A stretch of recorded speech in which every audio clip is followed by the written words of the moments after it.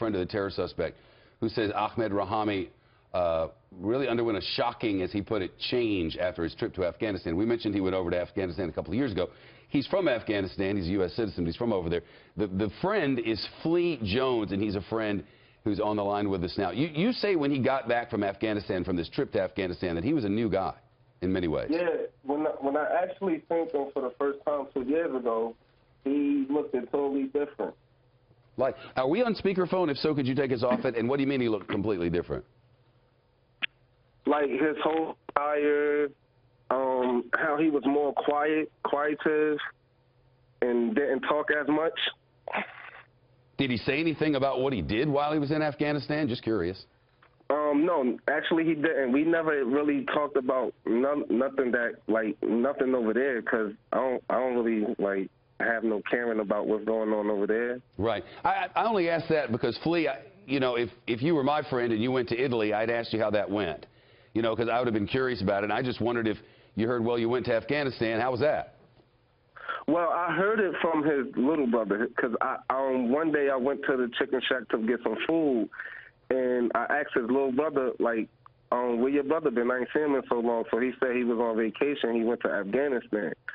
And that was basically it. So the next time, the last time I seen him was 2 years ago, and we never even talked about nothing about Afghanistan or his trip or anything. It was just basically like, hey, what's up, how you been? And he said he'd been good, working on cars and stuff, and then I got my food and left out. But you did notice that there was a change in him. Yeah, I did, because his whole attire and appearance was different. His attire and his parents. Tell me what you mean. Like the way he dressed and what changed? How does he dress now versus back then? Well, he more was into dressing into his religious, and from back then he dressed like a normal person, like regular. So like he wore the robes. Person. He wore more traditional Muslim garb. Yes. And then did he become more active in his mosque, or? Well, I really don't know, because I only seen them that one time. After that one time I seen them, I haven't seen them again. I see. I know that they had some problems because they wanted to keep the chicken restaurant open 24 hours a day, and the locals didn't like it, and there was some back and forth. Yeah, because his father actually was having people sign a petition to open it for 24 hours. Yeah, I understand the economics of that and why somebody would want to do that, and I understand why the neighbors wouldn't want, so there's a dispute. But I was wondering if he was in a bad way about that, if he felt like people were being discriminated against, because I read that he thought his parents were being discriminated against because they're Muslim. Well, I didn't know anything about that. I actually was just reading about it today, how they had sued Elizabeth about something being anti-Muslim and discriminated on their culture and their religion and stuff. That's what I was reading about today. I never really even knew about that. Hey, what kind of family were they? Sounds like they were, you know, businessmen and women over there. Yeah. How else would you describe them? They was definitely nice, helpful people. They never gave me or any of my friends or my family members any problems. When we go there, say sometimes we didn't have money for food, they would let us actually get food off credit, and they never even asked for money back or paid them back or anything.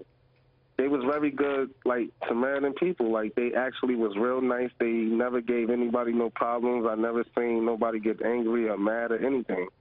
So it's not like a bunch of people who were all mad at the world were hanging out over there at the chicken shack. Yeah. It's not like they brought in people who were all screaming about this injustice and that injustice and wanting payback. You know what I'm getting at? I'm trying to figure out if he had if he harbored some sort of ill will that maybe we should have known about.